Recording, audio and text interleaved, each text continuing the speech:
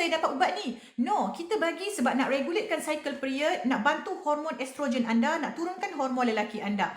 Jadi you all kena faham. That's why doktor bagi selepas konsultasi dan buat test. Okay? So untuk mereka yang tanya bila perlu makan ubat subur, kena jumpa doktor dulu. Kita akan bagi korang ubat subur hari kedua period sampai hari ke-6. So untuk 5 hari. Jadi kalau korang yang tengah plan nak pregnant, korang kena ambil ubat subur untuk bertelur ya. Sebab kalau korang tak bertelur, korang tak boleh pregnant walaupun you all datang period. Okay, 3 hari okay, buat scan. Jom, saya nak tunjukkan kepada anda macam mana patient saya yang saya scan dia dan dia ada masalah telur, ada PCOS, ada yang ada bertelur. Kita tunjukkan anda di mesin scan saya di bilik scan. So korang boleh tengok dan korang boleh buat comparison. Sebelum you all datang, you kena ada awareness dan kena tahu kenapa ada PCOS, apa yang you perlu buat, kenapa kita kena buat test ni, apa rawatan yang kita bagi, apakah treatment yang sesuai untuk anda. Kena tahu